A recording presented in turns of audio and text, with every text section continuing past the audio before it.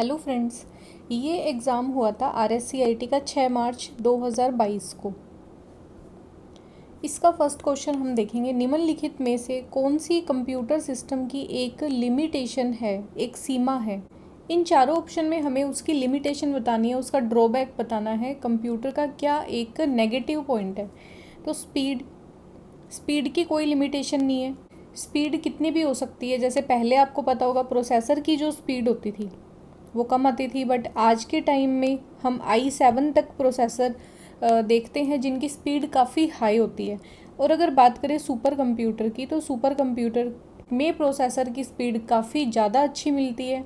Speed मापने की इकाई क्या होती है, तो जो कंप्यूटर लैपटॉप हम यूज़ लेते हैं उनकी तो हम मापते हैं हर्ट्ज़ में। अब जैसे i5 की, i3 की जैसे हम बात करें, i3 की जो स्पीड होती है प्रोसेसर की 1.1 गीगाहर्ट्ज़, ठीक है। इस तरीके से गीगाहर्ट्ज़ इकाई पूछेंगे तो हर्ट्ज़ में नॉर्मल कंप्यूटर लैपटॉप की स्पीड को नापा जाता है। सुपर कंप्यूटर में एक कंप्यूटर की स्पीड को कैसे नापते हैं, तो वो होता है फ्लॉप्स। ये क्वेश्चन भी काफ़ी बार एग्ज़ाम में आता है, आप इसको भी थोड़ा सा ध्यान रखना। सुपर कंप्यूटर में प्रोसेसर की स्पीड या कंप्यूटर की स्पीड को कैसे नापते हैं, उसकी इकाई क्या है, फ्लॉप्स होता है। इसका full form floating point operations पर सेकेंड, ये होती है इसकी फुल फॉर्म, ठीक है।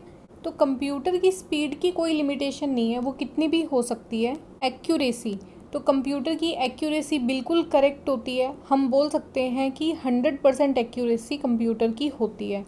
अगर कंप्यूटर किसी भी तरीके से कोई भी एरर देता है तो उसे बोलते हैं कि इंसान के द्वारा दी गई कोई ना कोई इनपुट में ही कमी हो सकती है, कंप्यूटर अपने आप में गलत नहीं हो सकता, ठीक है। तो एक्यूरेसी इसकी 100% है। डेलीजेंस का मतलब होता है कितनी लगन के साथ, कितने परिश्रम के साथ में वो काम करता है। अगर हम इंसान की बात करें तो जो स्पीड हमारे दिमाग की, जो एक्यूरेसी हमारे दिमाग की मॉर्निंग में होती है, शाम होते होते हमारा दिमाग, हमारा शरीर जैसे भी कहें हम, वो थक जाता है। और थकने के बाद हमारे काम करने की जो एक्यूरेसी होती है, परिश्रम करने की जो एक कैपेसिटी होती है, वो कम हो जाती है। बट कंप्यूटर 24/7, अगर घंटों में बात करें तो 24 घंटे दिन रात एक जैसा काम करता रहता है, उसको कोई थकान नहीं होती। तो इसकी एक्यूरेसी और डेलीजेंसी 100% होती है। इसमें कभी भी हमें कोई कमी देखने को नहीं मिलेगी। जो काम कंप्यूटर पहले 5 मिनट में कर रहा था, अगर आप उसको 16 घंटे बाद भी चेक करोगे तो वो 5 मिनट में आपको करके दे देगा। कंप्यूटर में बुद्धि का अभाव होता है, लैक ऑफ इंटेलिजेंस होता है, तो बिल्कुल ये एक इसकी लिमिटेशन मानी जाती है। मतलब ये एक इसका ड्रॉबैक भी माना जाता है कि हाँ, कंप्यूटर के पास अपना दिमाग नहीं होता, उसको इंस्ट्रक्ट करने वाला एक इंसान होगा। जो भी काम हमें कंप्यूटर से करवाना है, वो काम दिया किसके द्वारा जाएगा, एक इंसान के द्वारा दिया जाएगा, एक ह्यूमन के द्वारा दिया जाएगा। फॉर एग्ज़ाम्पल, वॉशिंग मशीन है वो कपड़े धोती है, ऑटोमेटिक वॉशिंग मशीन है वो कपड़े धोती है, बट उसको कपड़े देगा कौन, उसके टाइमर कौन सेट करेगा, वो सारे काम जो हैं वो एक इंसान के द्वारा किए जाते हैं। कंप्यूटर भी वैसे ही एक मशीन की तरह है, तो मशीन सिर्फ उतना ही काम करती है जितना उसको दिया जाए। यहाँ पे कौन सी एक लिमिटेशन कंप्यूटर की मानी जाएगी, तो वो हो जाएगा बुद्धि का अभाव। करेक्ट आंसर हो जाएगा 4th।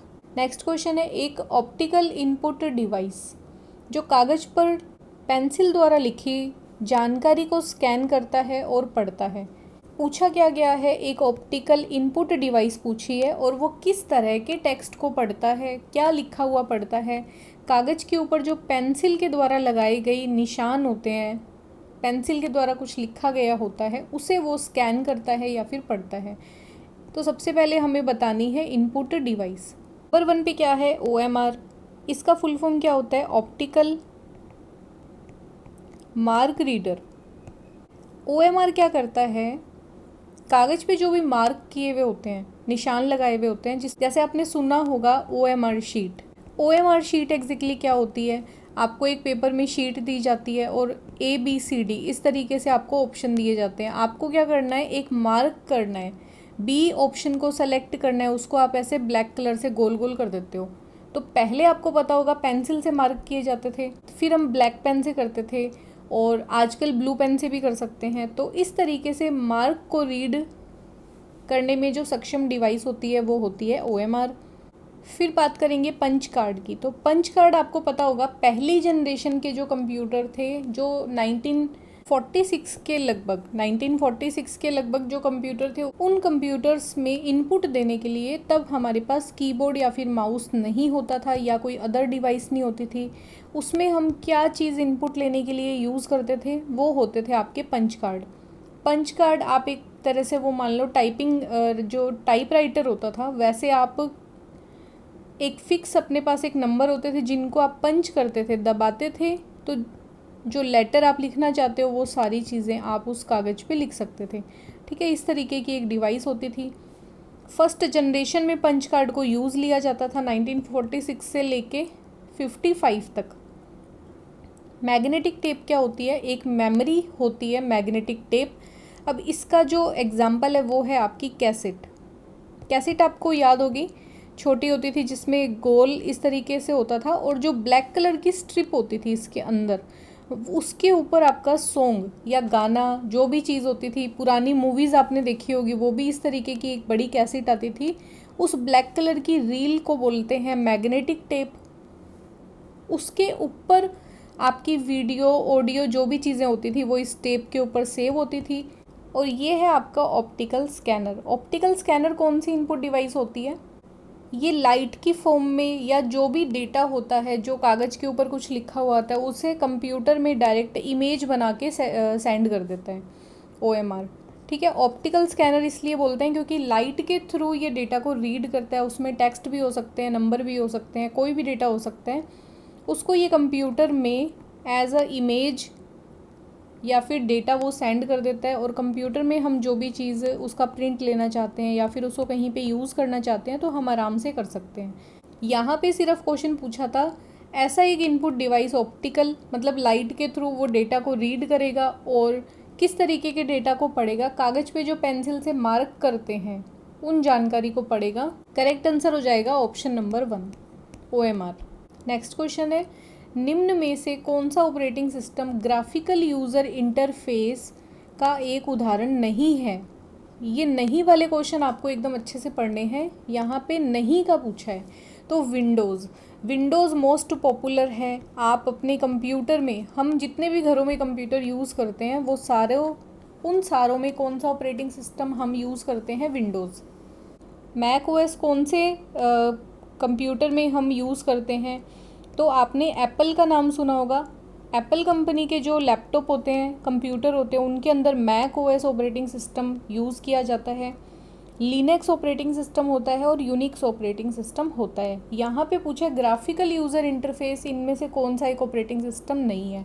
तो सबसे पहले आपको GUI का मतलब पता होना चाहिए, ग्राफिकल यूज़र इंटरफेस का पता होना चाहिए।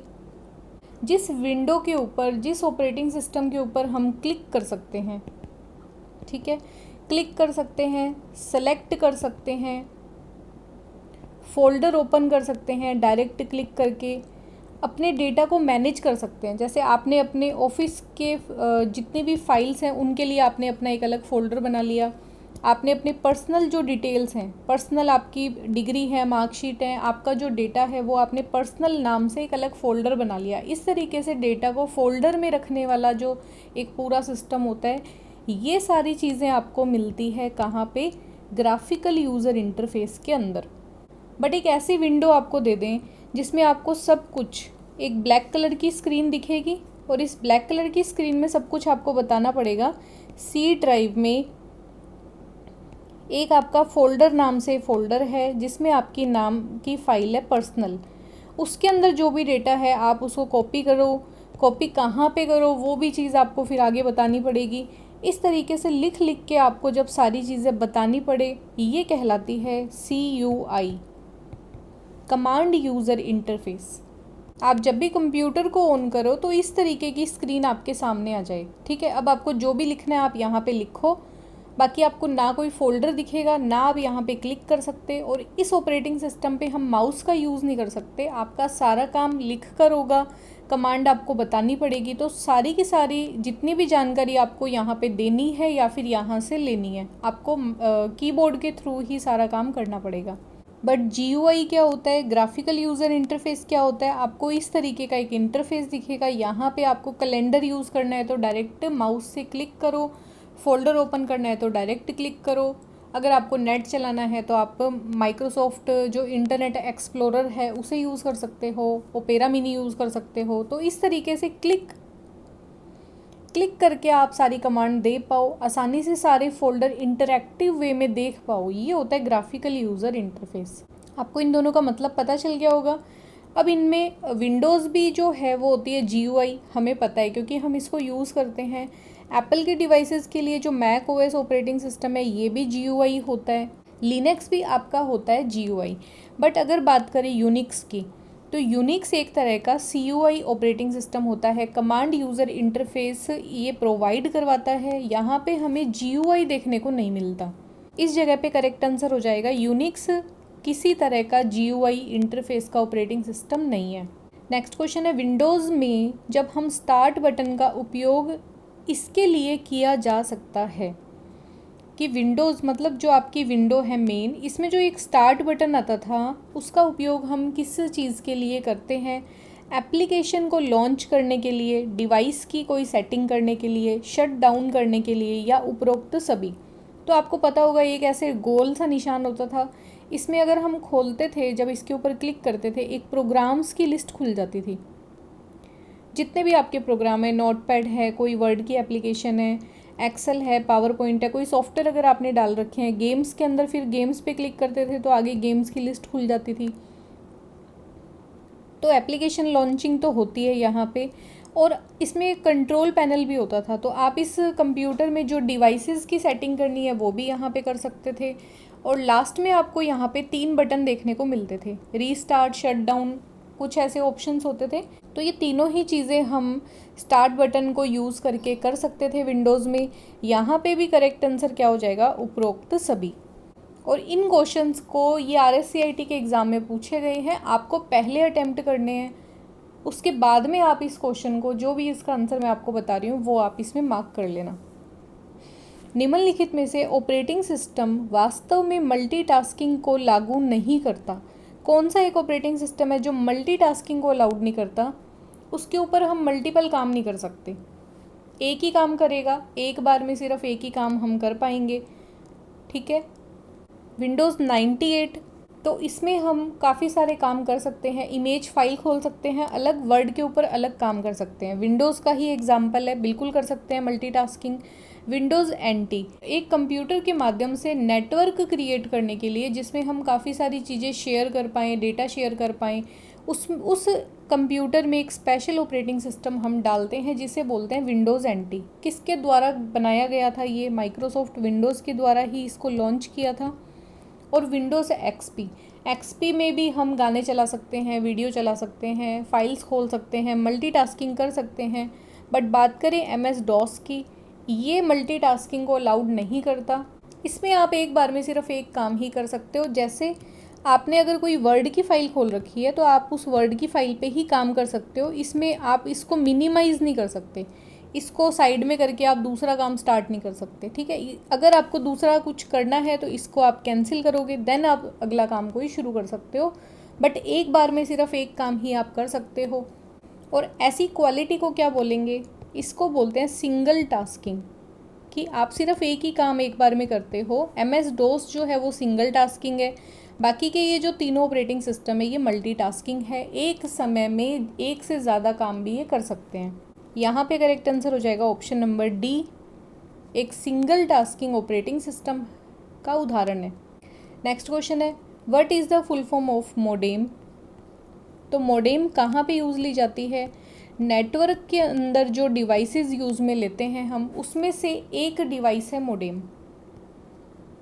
मोडेम का काम क्या होता है? जैसे ये कंप्यूटर है, कंप्यूटर आपको पता है, अंदर कंप्यूटर के अंदर जो भी डेटा या जो भी चीज़ें हम स्टोर करते हैं, काम करते हैं, वो सारा 01 के अंदर सेव होता है। और 0101 का मतलब होता है इस डेटा की फॉर्म को बोला जाता है डिजिटल फॉर्म। या इसे हम बोलेंगे डिजिटल डेटा। बट वायर के थ्रू जब ये कंप्यूटर से डेटा बाहर आता है और नेटवर्क में ये चला जाता है ना, नेटवर्क में चला जाएगा। अब उस नेटवर्क से अगर कोई और कंप्यूटर कनेक्ट है तो वो इस डेटा को एक्सेस कर पाएगा, या जिसे हमने मैसेज भेजा है उसे ये मैसेज मिल जाएगा, मेल मिल जाएगा। तो कंप्यूटर से बाहर निकलते ही वो डेटा आपकी सिग्नल की फॉर्म में ट्रांसफ़र होता है। अब सिग्नल की फॉर्म में अगर ट्रांसफ़र होता है तो उसमें क्या होता है, इस तरीके के डेटा को बोलते हैं हम एनालॉग सिग्नल। डेटा को डिजिटल फॉर्म से एनालॉग सिग्नल में ट्रांसफ़र करना, और आगे जब ये एनालॉग सिग्नल कंप्यूटर के अंदर डेटा को भेजेंगे तब एनालॉग सिग्नल से वापस से डिजिटल में ट्रांसफ़र करने का काम किसका होता है, मोडेम डिवाइस का होता है। ठीक है, 0101 के डेटा को एनालॉग सिग्नल में ट्रांसफ़र करना ताकि वो डेटा कंप्यूटर से बाहर जा पाए, और जब हम जिस भी व्यक्ति को वो डेटा भेजना चाहते हैं वहाँ तक तो वो वायर के माध्यम से एनालॉग सिग्नल में डेटा पहुँच जाएगा, बट कंप्यूटर के अंदर वो कैसे जाएगा, वो जाएगा डिजिटल फॉर्म में। तो एनालॉग से वापस डिजिटल में डेटा को चेंज करने का काम होता है मोडेम का। इसके दो काम होते हैं। डिजिटल डेटा को एनालॉग में ट्रांसफ़र करना और एनालॉग सिग्नल्स को वापस डिजिटल में कन्वर्ट करना। ये दोनों काम किसके होते हैं, मोडेम को। मॉड्यूलेटर और demodulator, modern engineering mode, A B दोनों, उपरोक्त में से कोई भी नहीं। तो इसका फुल फॉर्म क्या होता है, मॉड्यूलेटर, डी मॉड्यूलेटर। तो जब भी हम एनालॉग से कोई डेटा डिजिटल में ट्रांसफ़र करते हैं इसे बोला जाता है डी मॉड्यूलेटर। इस प्रक्रिया को बोलते हैं डी मॉड्यूलेटर। और जब डिजिटल से एनालॉग में कन्वर्जन होता है उस प्रक्रिया को बोलते हैं मॉड्यूलेटर। मॉड्यूलेटर, मॉड्यूलेशन, ठीक है। इसको डी मॉड्यूलेशन, इसको मॉड्यूलेटर। तो ये दोनों प्रक्रियाएं हैं। इस प्रक्रियाओं का भी ये नाम पूछा जाता है, बट ये कंप्यूटर में जैसे आप आइएगा एग्ज़ाम देते हो, कोई और अदर कंप्यूटर फील्ड के अगर कोई एग्ज़ाम है वहाँ पे ये क्वेश्चन आपका पूछते हैं। आपको इन डिवाइस के बारे में नॉर्मल RSCIT वाले एग्ज़ाम में पूछा था। इसका फुल फॉर्म होता है मॉड्यूलेटर और डी मॉड्यूलेटर। नेक्स्ट क्वेश्चन है WWW का पूरा फुल फॉर्म पूछा है। World wisdom web, world wild web, world web of wisdom, wide web of world. प्रत्येक वेबसाइट, अगर आप कोई भी वेबसाइट गूगल भी अगर आप खोलोगे तो बाय डिफ़ॉल्ट अपने आप WWW ये अपने आप ही आ जाता है। ये बताता है कि आपको गूगल को या फेसबुक को ढूंढना है, बट ढूंढना कहाँ पे है, वर्ल्ड वाइड वेब। दुनिया में कहीं पे भी वो है डिजिटली, जहाँ पे भी वो अवेलेबल है वहाँ से उसको ढूंढ के लेके आओ। आप यहाँ पे जैसे गूगल सर्च वाला जो ऑप्शन आता है इसमें आप जो भी चीज़ लिखोगे वो ऑटोमेटिक सर्च होता है। सर्च कहाँ पे होगा, वर्ल्ड वाइड वेब। ठीक है, करेक्ट आंसर हो जाएगा बी। नेक्स्ट क्वेश्चन है UPI पेमेंट इंटरफेस में पुश टेक्नोलॉजी का उपयोग कब किया जाता है। पैसा भेजने के लिए, भुगतान प्राप्त करने के लिए, केवल यहाँ पे कुछ लिखा हुआ था, और दोनों A और B। तो पुश टेक्नोलॉजी मतलब पुश करना, किसी को भेजना। पुश टेक्नोलॉजी का उपयोग लिया जाता है पैसा भेजने के लिए। UPI पेमेंट, जैसे आप भीम को यूज़ करते हो, गूगल पे, फ़ोन पे, जो भी आप यूज़ लेते हो, UPI का फुल फॉर्म भी कई बार बेसिक एग्ज़ाम्स में पूछा जाता है। इसका फुल फॉर्म होता है यूनिफाइड पेमेंट इंटरफेस। ये भी कीवर्ड आप ध्यान रखना, इसका फुल फॉर्म भी काफ़ी बार पूछा जाता है। इसमें हम पुश टेक्नोलॉजी का उपयोग करते हैं पैसा भेजने के लिए। करेक्ट आंसर हो जाएगा option number A। Next question, cloud platform, cloud storage platform का उदाहरण क्या है। क्लाउड मतलब बादल, बादल के अंदर स्टोरेज।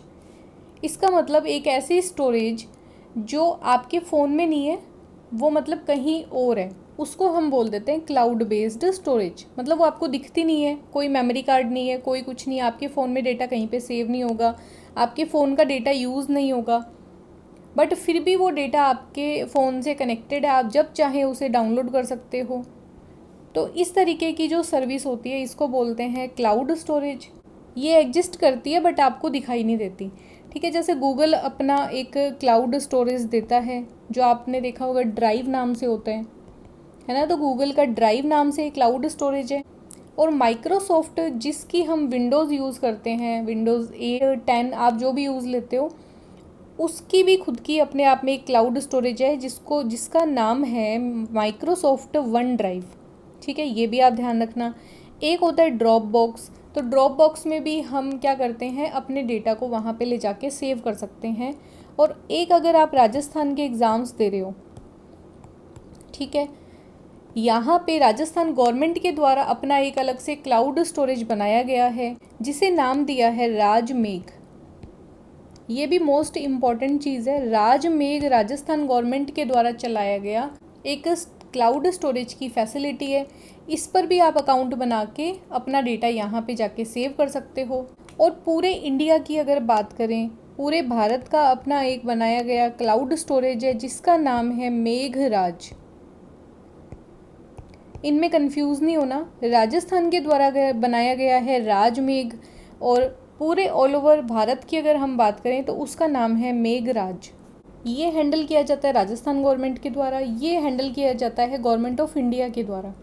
ठीक है, तो इन सब में ये सारे के सारे एग्जाम्पल हैं आपके गूगल या क्लाउड, ये सारे एग्जाम्पल हैं आपके क्लाउड स्टोरेज प्लेटफॉर्म के। तो करेक्ट आंसर हो जाएगा उपरोक्त सभी। नेक्स्ट क्वेश्चन है, माइक्रो ब्लॉगिंग का निम्न में से कौन सा एक उदाहरण है। माइक्रो ब्लॉगिंग मतलब एक ब्लॉग होता है कि आप कुछ लिखते हो, है ना, लिखकर आप कोई जानकारी देते हो या कोई भी आप न्यूज़ देते हो, वो होती है ब्लॉगिंग करना इंटरनेट पर। बट माइक्रो ब्लॉगिंग मतलब कि आप जानकारी तो दे रहे हो बट वो जानकारी थोड़ी छोटी है, संक्षिप्त में आप उस जानकारी को देते हो, आप इंटरनेट पे कोई ना कोई जानकारी पोस्ट करते रहते हो, माइक्रो ब्लॉगिंग कहलाता है ये। इनमें से कौन सी सर्विस एक माइक्रो ब्लॉगिंग है। ट्विटर, गूगल प्लस, जीमेल और इंस्टाग्राम। तो इंस्टाग्राम पे आपने सुना होगा स्टोरीज़ को हम डालते हैं, वीडियोस होती है इनमें मोस्टली। बट ट्विटर के ऊपर आपने देखा होगा government of India, Rajasthan government, Meghalaya government, Madhya Pradesh की गवर्नमेंट, इनके खुद के अपने ट्विटर हैंडल होते हैं।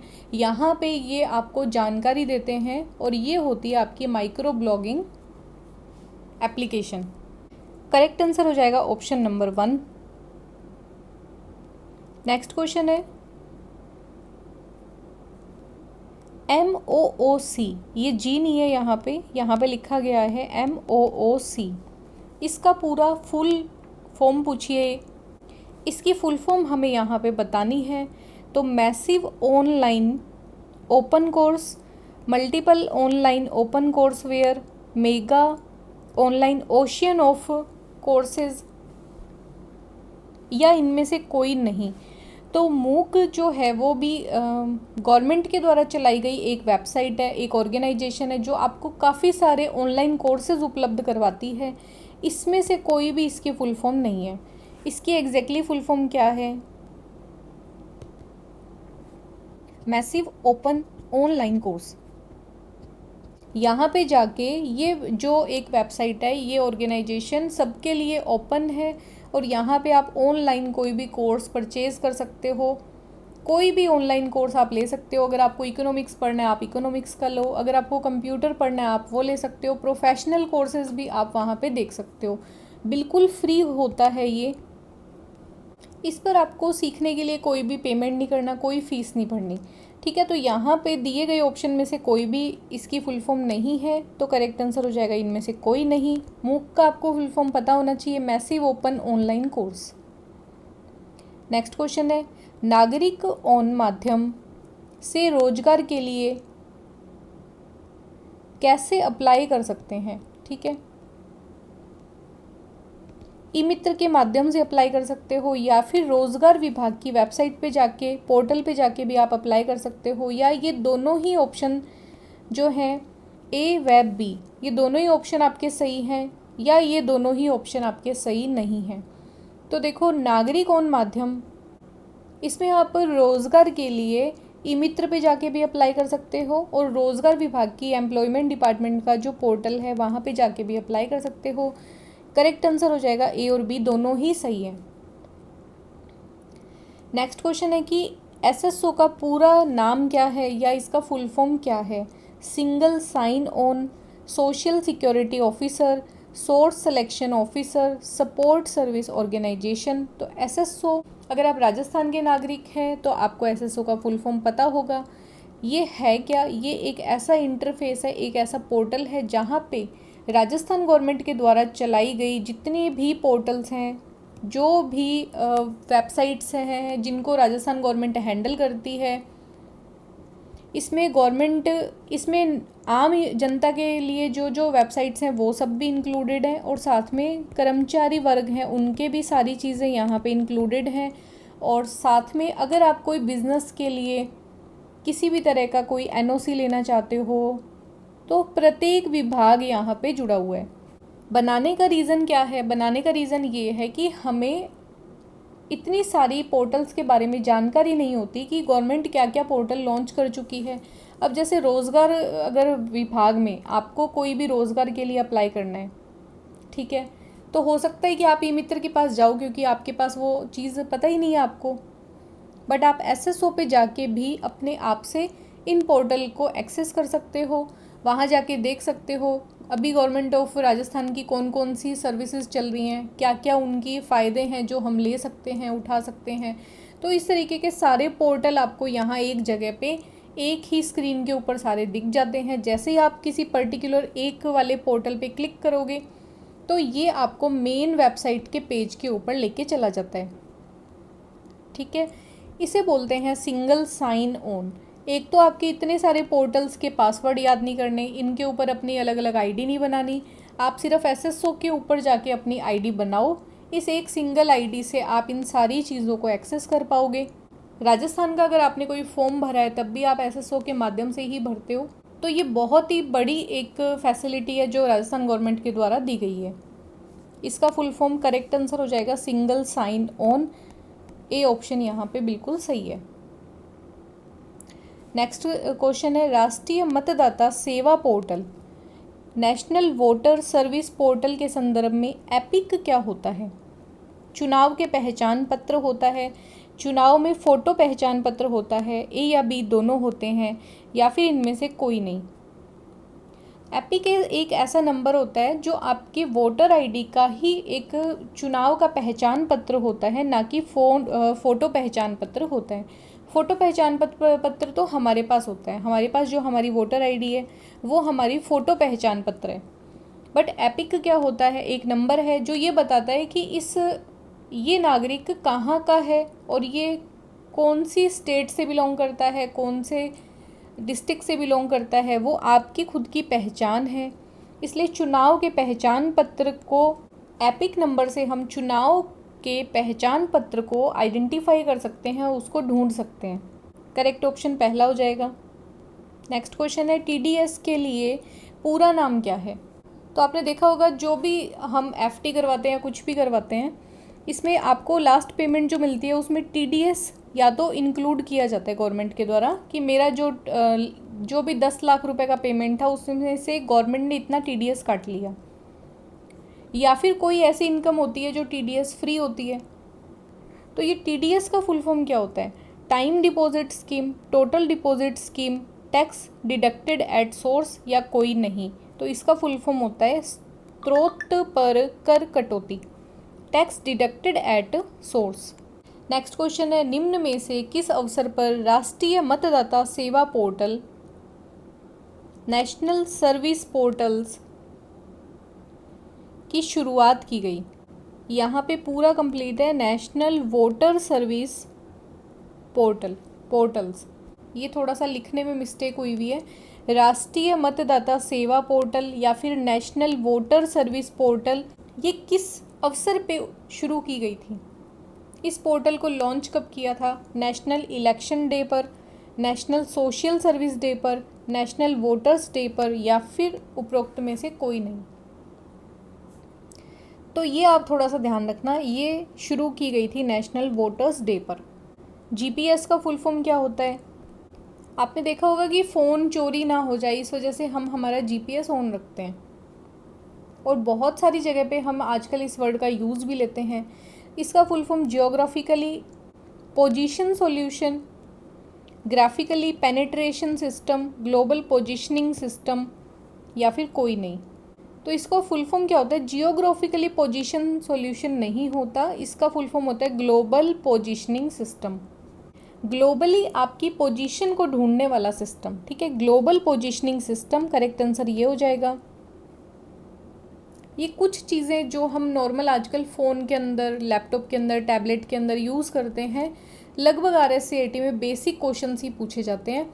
और जहाँ पे ICT है, ICT में ये क्वेश्चंस आपको मोस्ट इम्पॉर्टेंट रहने वाले हैं, क्योंकि अच्छे क्वेश्चंस यहाँ पे पूछते हैं। हॉटस्पॉट के लिए किस कनेक्टिविटी की आवश्यकता होती है? बहुत ही फंडामेंटल सा क्वेश्चन है, बट हाँ, अगर हम नॉर्मल यूज़र से बात करें उनके लिए ये बताना मुश्किल है कि हम हॉटस्पॉट के अंदर वाईफाई का यूज़ लेते हैं या फिर ब्लूटूथ का। ये दोनों ही कंफ्यूजिंग है, या फिर इंफ्रारेड का, या वो दोनों, या इनमें सभी का हम यूज़ लेते हैं। जैसे आपने देखा होगा, एक फ़ोन में हमारे पास इंटरनेट है बट दूसरे फ़ोन में इंटरनेट नहीं है, तो हम क्या करते हैं, जिस फ़ोन में इंटरनेट है उसमें हम हमारा हॉटस्पॉट ऑन करते हैं और दूसरे वाला उस इंटरनेट से कनेक्ट हो जाता है। नॉर्मल आपने इसको यूज़ भी लिया होगा। हॉटस्पॉट में ये जो कनेक्टिविटी होती है दूसरे फ़ोन को हॉटस्पॉट देने वाली, ये किस माध्यम से होती है? वाईफाई से, ब्लूटूथ से, इंफ्रारेड से, या कोई नहीं? तो ये आप थोड़ा सा ध्यान रखना, ये होती है आपकी वाईफाई फैसिलिटी से। जैसे ही आप अपना हॉटस्पॉट ऑन करोगे, आपका वाईफाई वाला जो ये सिंबल होता है, ये वाला, ठीक है, ये ऑटोमेटिकली ऑन हो जाता है। अगर आप इसको बंद कर दोगे तो आपका हॉटस्पॉट भी बंद हो जाएगा। ये आप अपना फ़ोन के अंदर करके देखना। और वाईफाई का फुल फॉर्म भी कई बार ICT जहाँ पे आएगी वहाँ पे पूछा जाता है, तो इसका फुल फॉर्म होता है वायरलेस फिडिलिटी।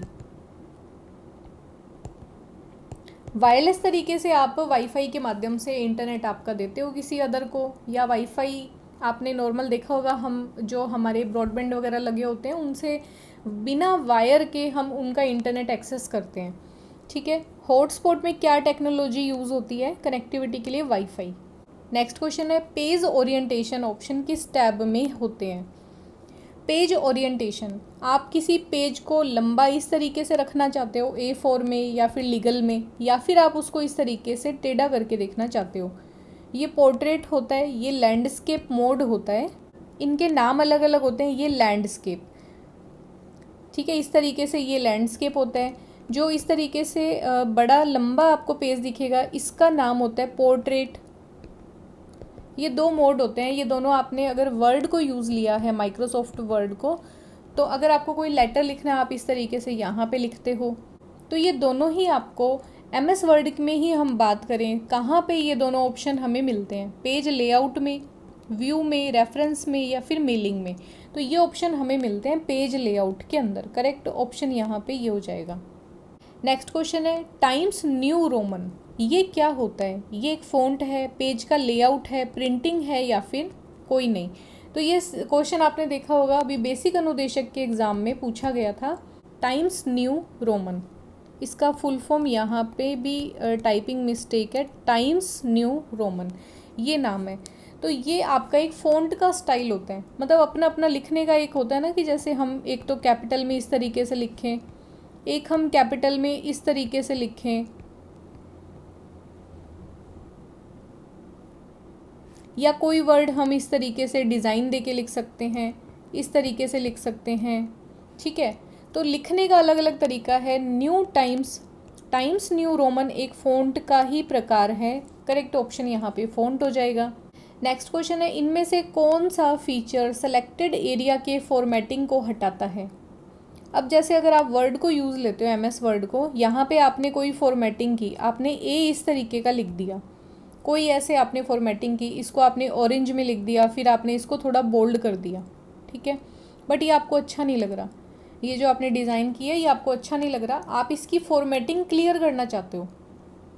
तो ये यही बोल रहा है, सेलेक्टेड मतलब कुछ सेलेक्टेड एरिया को या टेक्स्ट को आप जो भी आपने फॉर्मेटिंग की थी उसको आप हटाना चाहते हो। उसके लिए आपके पास वर्ड में एक ऑप्शन होता है clear formatting, format painter, page layout या स्टाइल। तो इसके लिए होता है क्लियर फॉर्मेटिंग। ऑप्शन A बिल्कुल करेक्ट है। और अगर कोई सिंपल टेक्स्ट यहाँ पे लिखा गया ABCD, आप ऐसे ही इसको भी लिखना चाहते हो, ये डिज़ाइन आपको बहुत ही पसंद आया, आप ये डिज़ाइन यहाँ पे भी अप्लाई करना चाहते हो, उसके लिए होता है फॉर्मेट पेंटर। ठीक है, ये मैं आपको एक अलग एक्स्ट्रा चीज़ बता रही हूँ। ये भी क्वेश्चन पूछा जा सकता है कि फॉर्मेट पेंटर क्या होता है। आप किसी भी टेक्स्ट के ऊपर लिखा गया, आपके द्वारा दिया गया या आपने कहीं पे देखा, वो डिज़ाइन आपको अच्छा लगा, आप इसको सेलेक्ट कर लो, फॉर्मेट पेंटर पे क्लिक करो और उसके बाद आपके कर्सर का निशान इस तरीके से चेंज हो जाता है। आप जिस टेक्स्ट को चेंज करना चाहते हो उसको सेलेक्ट करते रहो। जैसे ही आप अपना माउस छोड़ोगे, रिलीज़ करोगे, तो ये टेक्स्ट भी अपने आप इस तरीके से कन्वर्ट हो जाएगा। ठीक है, इस तरीके से ये भी बोल्ड ऑरेंज में इस तरीके से आ जाएगा। तो फॉर्मेटिंग अगर कॉपी मारनी है तो फॉर्मेट पेंटर, अगर आपको फॉर्मेटिंग अच्छी नहीं लगी, आपको ये हटानी है, तो क्लियर फॉर्मेटिंग। ये क्वेश्चन आया नहीं है यहाँ पे। एक्सेल वर्कबुक में निम्न में से, एक्सेल वर्कबुक जो होती है वो निम्न में से किसके कॉम्बिनेशन से बनाई जाती है? वर्कशीट के, चार्ट के, वर्कबुक के या फिर वर्कशीट और चार्ट के? एक्सेल में जो पूरी वर्कबुक होती है वो वर्कशीट का कलेक्शन होती है। यहाँ पे करेक्ट आंसर हो जाएगा option number A. Next question है कि नेम बॉक्स क्या होता है? पूर्व में नहीं, पूर्व में रही। पूर्व में रही जो एक्टिव सेल होती है उसकी लोकेशन को दर्शाता है। मतलब आपने पूरी एक्सेल में, जैसे आपने एक्सेल देखी होगी, इस तरीके से होती है एक्सेल। रो और कॉलम का कॉम्बिनेशन होता है। आप भी मान लेते हैं इस वाली सेल के ऊपर हो, इसमें प्रत्येक जो डब्बा आपको दिख रहा है ये कहलाता है सेल। इस तरीके से होते हैं रो और ये होते हैं कॉलम। तो एक्सेल जो है वो रो और कॉलम का कॉम्बिनेशन होती है।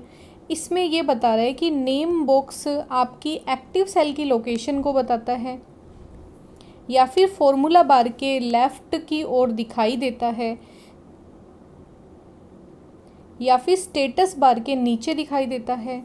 स्टेटस बार इस जगह पे कहीं पे होता है। ठीक है, फॉर्मूला बार यहाँ पे ऊपर होता है, जिसके ऊपर आपने अभी एक्टिव सेल, जो भी आपने, जहाँ पे भी आपका कर्सर अभी है, आप जिस सेल के ऊपर हो उसका फॉर्मूला क्या है या उस सेल में क्या डेटा रखा हुआ है वो यहाँ पे फॉर्मूला बार में दिखाया जाता है।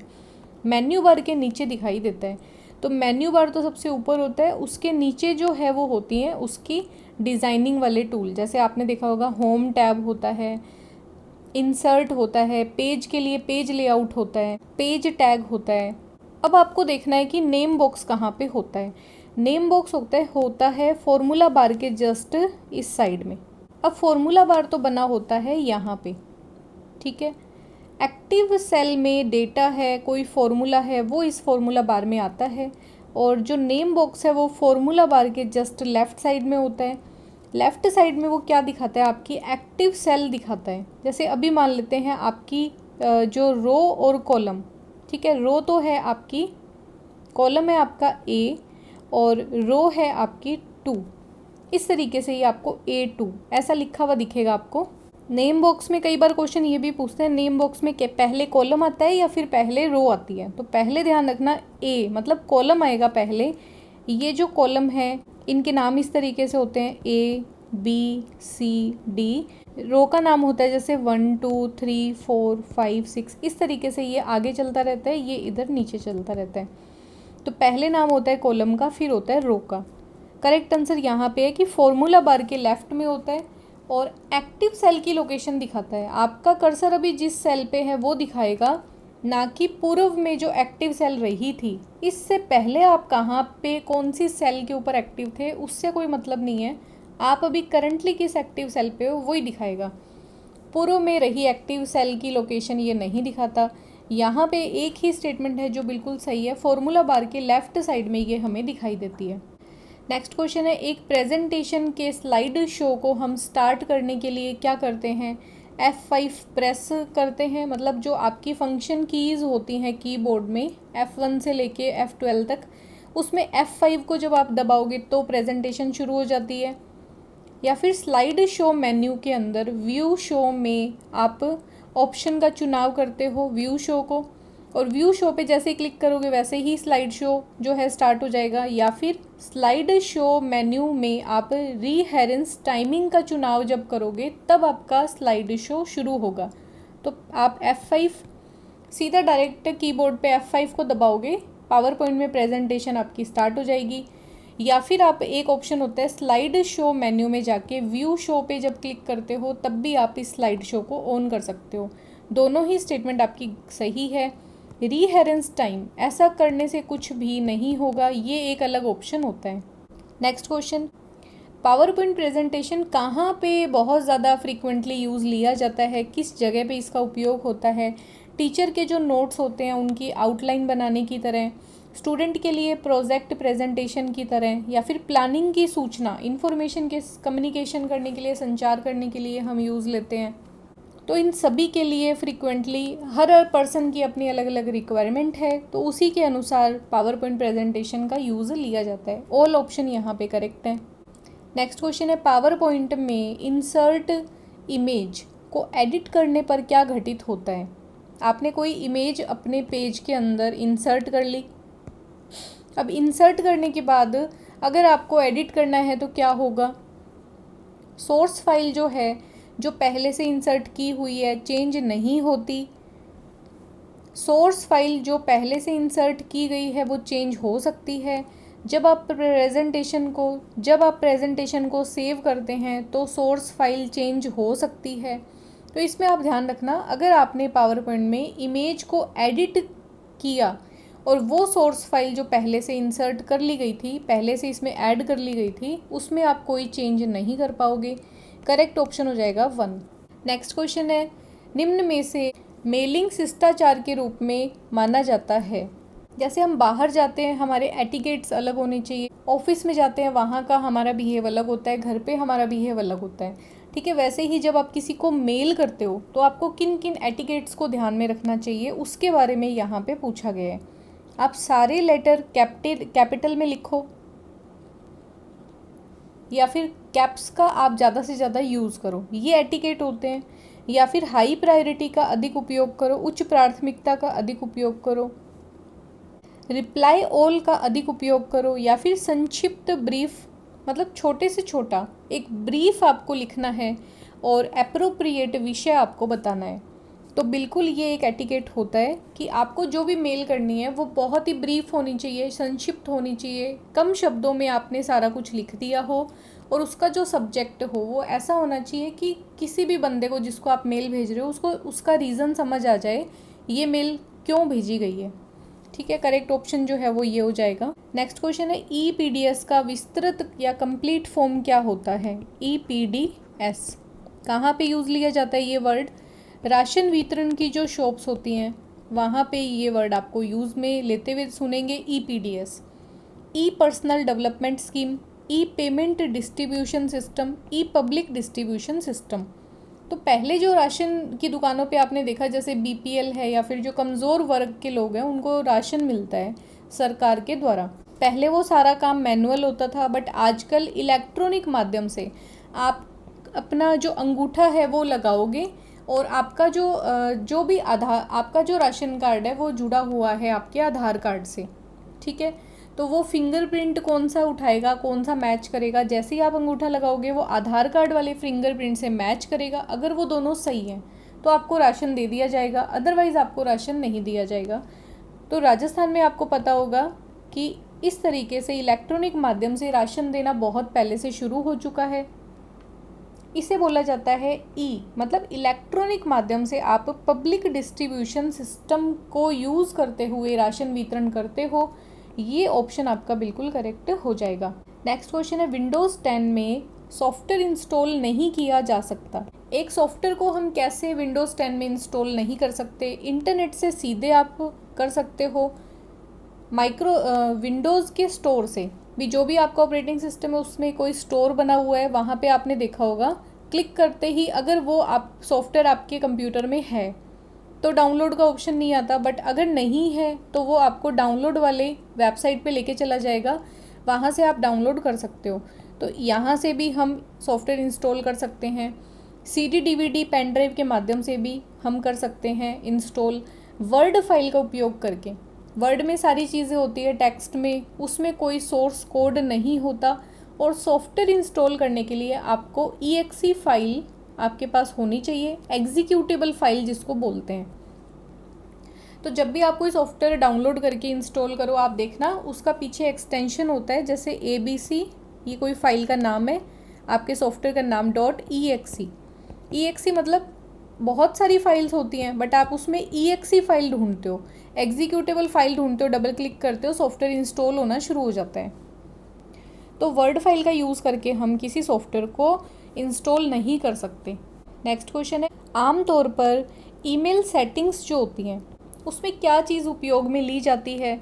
माइक्रोसॉफ्ट एक्सचेंज, POP3, IMAP या फिर STTP। तो जब भी बिजनेस ईमेल की जो सेटिंग्स होती है उनका हमें यूज़ करना हो, हम यूज़ करते हैं माइक्रोसॉफ्ट एक्सचेंज का।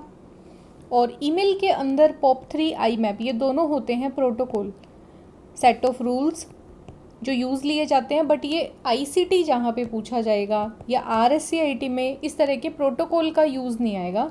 यहाँ पे सिंपल पूछा है कि बिजनेस सेटिंग के अंदर आप जो ईमेल का प्रयोग करते हो वहाँ पे क्या चीज़ यूज़ ली जाती है, वो होती है माइक्रोसॉफ्ट एक्सचेंज। और इस मेल का हम यूज़ कहाँ पे लेते हैं? तो बिजनेस पर्पज़ के अंदर हम इन ईमेल्स का यूज़ लेते हैं।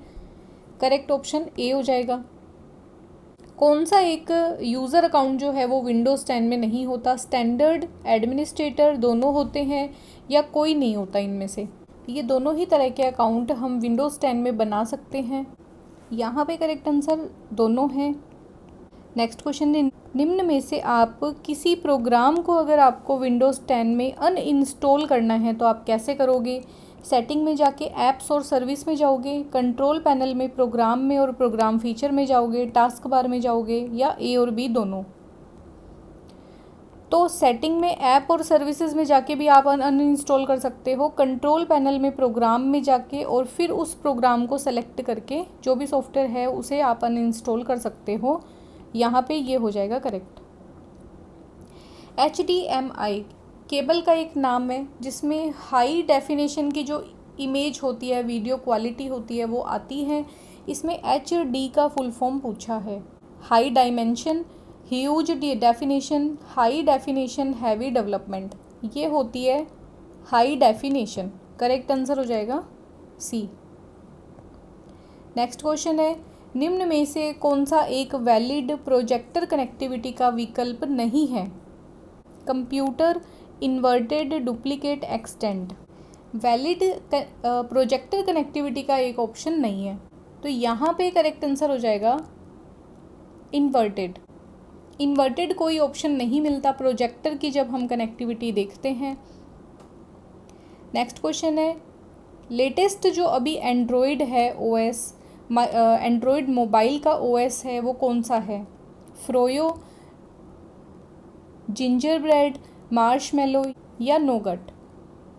तो करेक्ट ऑप्शन है अभी जो लेटेस्ट चल रहा है वो है नोगट। और ये आपको भी पता होना चाहिए। और एंड्रॉयड ऑपरेटिंग सिस्टम है जो फ्री में अवेलेबल है। वहीं पे अगर हम बात करें iOS की, एप्पल के द्वारा जो अपना एक ऑपरेटिंग सिस्टम मोबाइल के लिए दिया गया है वो फ्री नहीं है। किसी एग्ज़ाम में मैंने ये क्वेश्चन भी देखा था कि निम्न में से कौन सा मोबाइल ऑपरेटिंग सिस्टम फ्री में अवेलेबल है हर किसी के लिए, तो वो है एंड्रॉयड। एंड्रॉयड का सबसे लेटेस्ट वर्जन कौन सा चल रहा है? नोगट। ठीक है, यहाँ पे आपके 35 क्वेश्चन कंप्लीट होते हैं। अगर आपको वीडियो अच्छा लगा अपने फ्रेंड्स के साथ शेयर करें, चैनल को सब्सक्राइब कर लें और बेल आइकन को प्रेस कर लें ताकि लेटेस्ट वीडियो का अपडेट आपको टाइम से मिल जाए। मिलते हैं नेक्स्ट वीडियो में अपने अगले पेपर के साथ में। Thanks for watching.